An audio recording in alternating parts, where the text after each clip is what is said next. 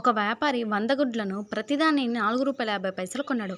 అంటే ఒక్కొక్క గుడ్డు రూ. 4.50 అయితే మరి 100 గుడ్లు ఎంత? అంటే 100 ఇంటూ రూ. 4.50 అన్నట్టేగా.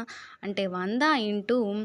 4 మరి ఇది రూ. 4 ఉంది. మరి 50 పైసలు అంటే రూపాయిలో హాఫ్ అనమాట. అంటే రూపాయిలో హాఫ్ అంటే 1/2 రూపీస్. ఓకేనా?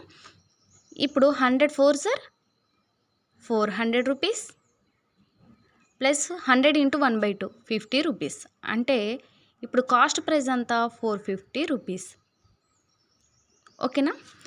రవాణాలో 40 గుడ్లు పగిలిపోవడం వల్ల అంటే 100 ఉండే గుడ్లు ఆ 100 గుడ్లలో 40 గుడ్లు పగిలిపోయినాయి. అంటే రిమైనింగ్ ఎంత ఉంటాయి? 60 గుడ్లు ఉంటాయి. సో ఈ మిగిలిన గుడ్లు ఈ 60 గుడ్లలో డజన్ అంట రూ. 80 చొప్పున.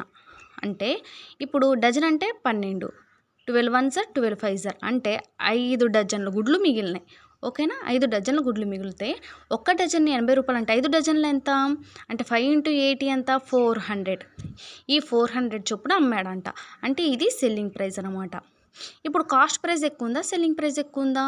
కాస్ట్ ప్రైస్ ఎక్కువ ఉంది కాబట్టి లాస్ అని ఈజీగా అర్థమైపోతుంది. కాబట్టి అతనికి నష్టం వచ్చింది. ఓకే, నష్టం అనేది ఎంత శాతం అంటుండడు. ఎంత వచ్చింది? 50. అంటే 450 మైనస్ 400 ఎంత? 50 నష్టం వచ్చింది. నష్టం బై కొన్న వేల ఎంత? 450 ఇంటూ 100 51 సార్ 59 సార్ 100/9 అంటే 11 1/9% నష్ట శాతం అన్నమాట. ఓకేనా?